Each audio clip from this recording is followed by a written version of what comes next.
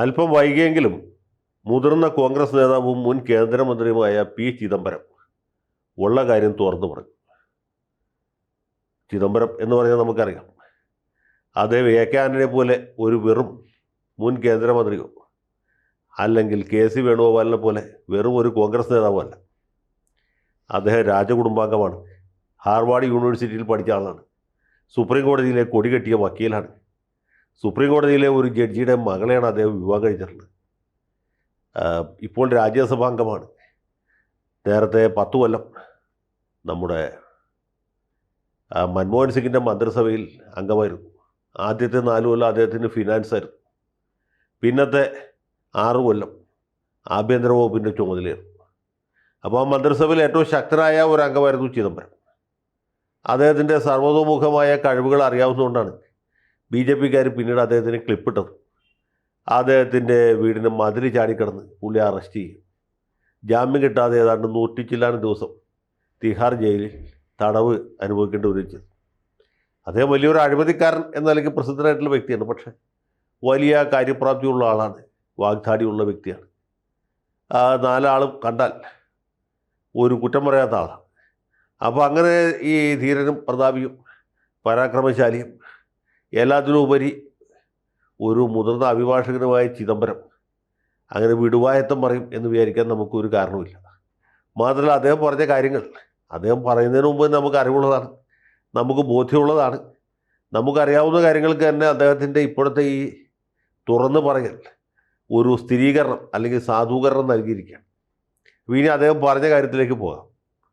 2008 November അവസാനം പാകിസ്ഥാനിൽ ഏതാണ്ട് ഒരു 10 തീവ്രവാദികൾ അല്ലെങ്കിൽ സ്വാതന്ത്ര്യ സമര പോരാളികൾ കയ്യിൽ തോക്കുമായിട്ട് മുംബൈയിൽ വന്ന് ഇറങ്ങുകയും വഴിയെ പോകുന്ന ആളുകൾക്ക് വെടിവെച്ച് കൊല്ലുകയും ചെയ്തൊരു സംഭവം നിങ്ങൾക്ക് അറിയായിരിക്കും എന്ന് ഞാൻ വിചാരിക്കും. നമ്മൾ പലർക്കും ഓർമ്മയുള്ള കാര്യമാണ്. 2008 നവംബർ അവസാനം ഇവർ ബോട്ടിൽ വന്നിറങ്ങി. ഇവിടെയുള്ള ചില കുലംകുത്തികളുടെ സഹായം അവർക്ക് കിട്ടിയിരുന്നു.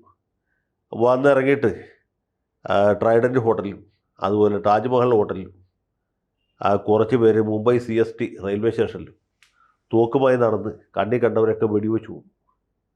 3 ദിവസം കൊണ്ടാണ് നമ്മുടെ പോലീസും പട്ടാളവും കമാൻഡോസും എല്ലാം ചേർന്ന് ഈ 10 പേരെ വേട്ടയാടി കൈകാര്യം ചെയ്തു. 9 പേർ വെടിയേറ്റ് മരിച്ചു. 10ാമത്തെ ആളെ ജീവനോടെ പിടിച്ചു.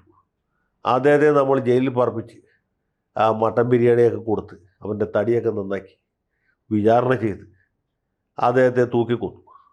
തൂക്കിക്കൊല്ലുന്നതിന് മുമ്പ് പുള്ളിക്ക് ദയാഹർജി കൊടുക്കാൻ അവസരം കിട്ടിയില്ല എന്ന് പറഞ്ഞ് നമ്മുടെ മൈലാപ്പൂർ സ്വാമി നടത്തുന്ന ഹിന്ദു പത്രം അലമുറയിട്ട് കരഞ്ഞു. പക്ഷേ മൈലാപ്പൂർ സ്വാമി പറഞ്ഞാലൊന്നും ചത്തുപോയ കസബ് എഴുന്നേറ്റ് വരില്ല എന്നൊരു സമാധാനം മാത്രമേ നമുക്കുള്ളൂ.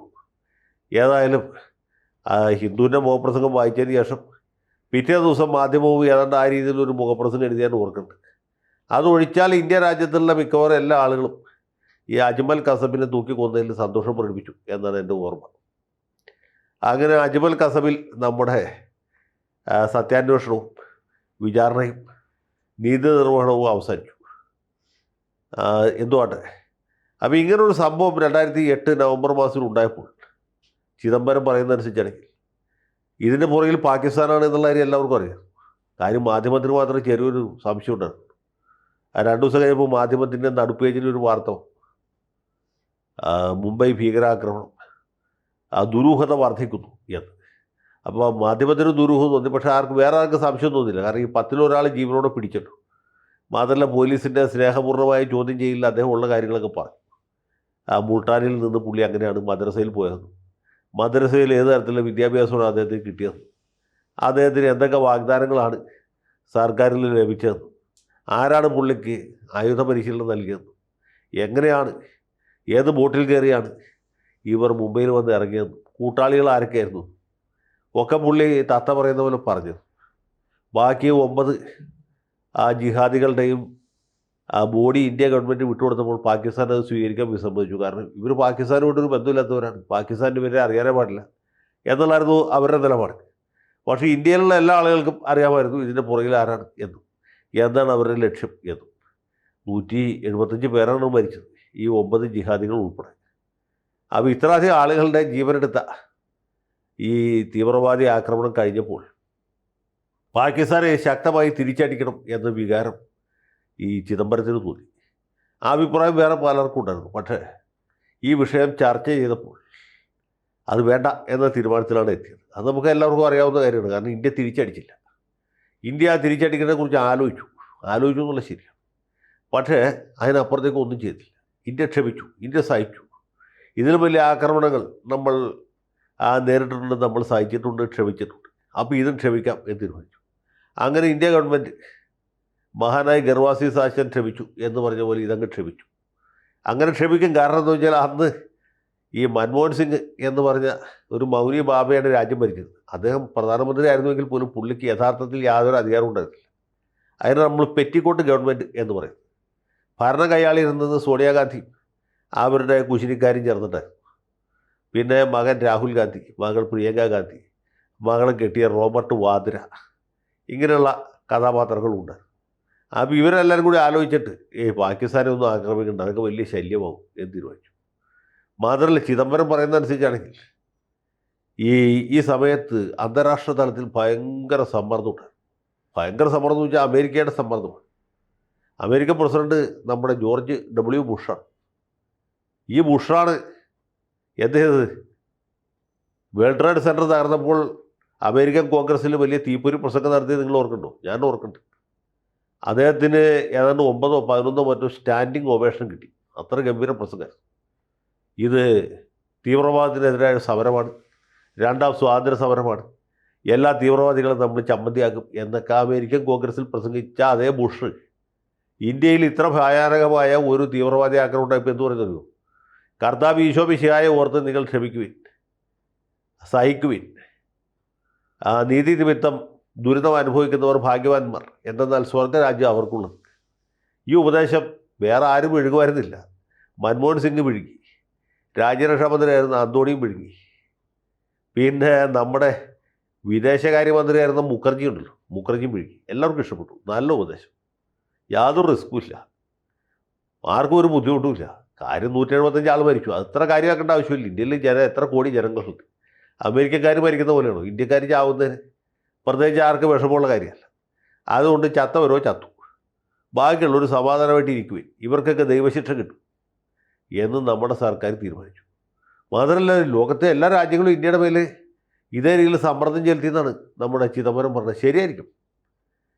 പാകിസ്ഥാനെതിരെ യാതൊരു പ്രതികാര നടപടി സ്വീകരിക്കരുതെന്ന് പറഞ്ഞിട്ട് കോണ്ടലീസ റൈസ് എന്ന് പറഞ്ഞ അന്നത്തെ അതിഭയങ്കരിയായ വിദേശകാര്യ സെക്രട്ടറി ഇന്ത്യയിൽ പറഞ്ഞെത്തി, ഡൽഹിയിലെത്തി. മൻമോഹൻജിയെ നേരിട്ട് കണ്ട് പറഞ്ഞു. മൻമോഹൻജിക്ക് മനസ്സിലായില്ലെങ്കിൽ വിചാരിച്ച് സോണിയാജിയോടും പറഞ്ഞു. സോണിയാജി അവർ തമ്മിൽ ഇറ്റാലിയൻ ഭാഷയിലാണ് സംസാരിച്ചത്.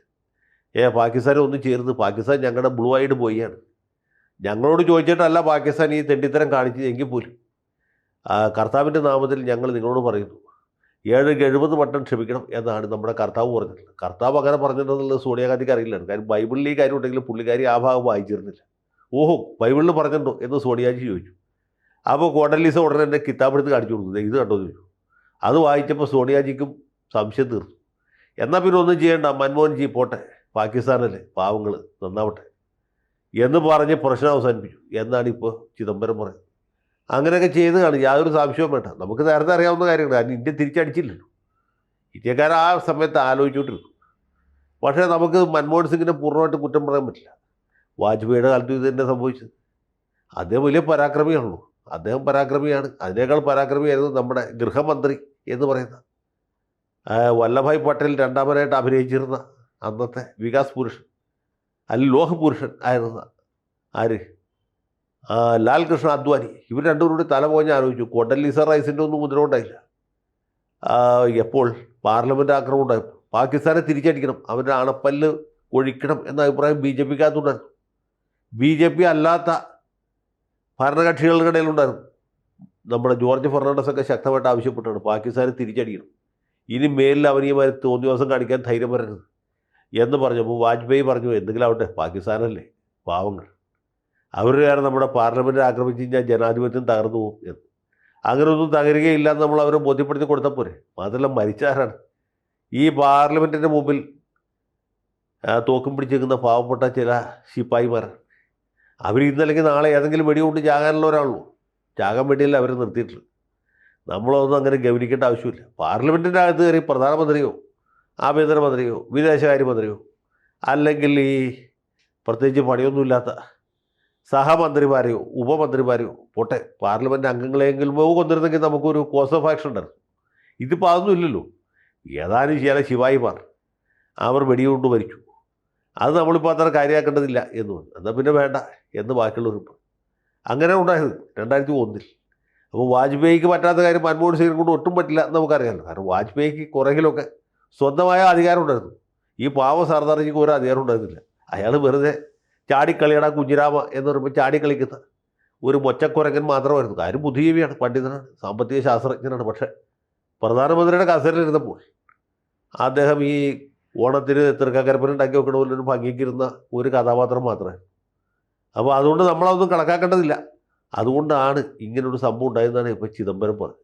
ഏതായാലും ഈ വൈകിയ വേളയിൽ സത്യം തുറന്നു പറഞ്ഞതിന് ചിദംബരത്തോട് നമുക്ക് നന്ദിയുണ്ട്.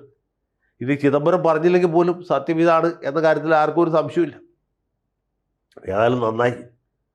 ഇപ്പോൾ ഈ കാര്യം നരേന്ദ്രമോദി വലിയ ഔപചാരിക വിദ്യാഭ്യാസമൊന്നുമില്ല.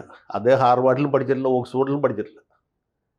പുള്ളിക്ക് എൻ്റയർ പൊളിറ്റിക്കൽ സയൻസിലാണ് MA ബിരുദമുള്ളതെന്ന് പുള്ളിയുടെ വിരോധികൾ കളിയാക്കി പറയുന്നുണ്ട്. പക്ഷേ അടിച്ചാൽ തിരിച്ചടിക്കണമെന്ന് പുള്ളിക്കറിയാം. അവിടെയാണ് വ്യത്യാസം. അതുകൊണ്ട് പാകിസ്ഥാൻ ഇങ്ങോട്ട് എന്ത് ചെയ്യുന്നോ അതനുസരിച്ച് നിങ്ങൾ ഇങ്ങോട്ട് എന്താണ് നിങ്ങൾ അളക്കുന്ന പോലെ നിങ്ങൾക്ക് അളക്കപ്പെടും എന്ന് ബൈബിളിലുണ്ട്. അത് സോണിയാഗാന്ധി ആ ഭാഗം വായിച്ചിട്ടില്ല, കോണ്ടലീസ റൈസും വായിച്ചിട്ടില്ല. അതുകൊണ്ടാണ് പാകിസ്ഥാൻ പഹൽഗാമിൽ ആക്രമണം നടത്തിയപ്പോൾ നമ്മൾ ഓപ്പറേഷൻ സിന്ദൂർ നടത്തിയത്. ഉറിയിൽ ആക്രമണം നടത്തിയപ്പോൾ തിരിച്ചടിച്ചത് അതുകൊണ്ടാണ് ഈ പുൽവാമയിൽ ആക്രമണം ഉണ്ടായപ്പോൾ ബാലാക്കോട്ടിൽ പ്രത്യാക്രമണം ഉണ്ടായത്. ഇങ്ങോട്ട് അടിച്ചാൽ അങ്ങോട്ടടിക്കും, ഒന്നിന് 10 അടിക്കും.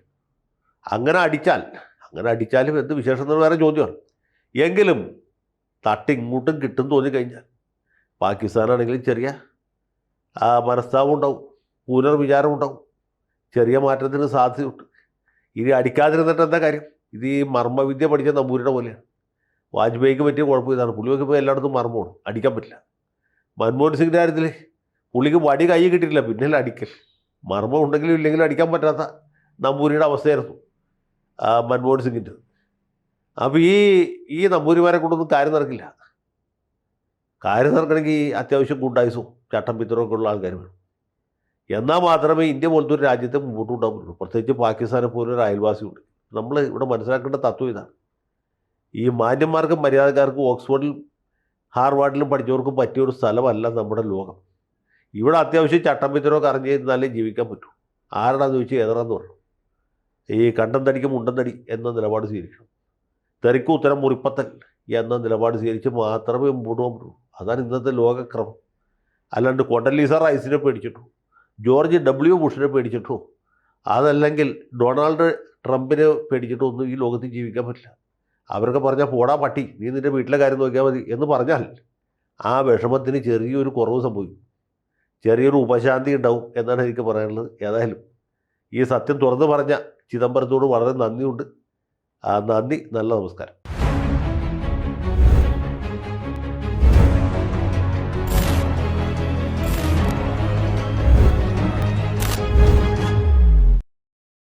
കൂടുതൽ വാർത്തകളും വിശേഷങ്ങളും നിങ്ങളിലേക്ക് എത്താൻ ABC മലയാളം സബ്സ്ക്രൈബ് ചെയ്യുക, ബെൽ ബട്ടണും അമർത്തുക.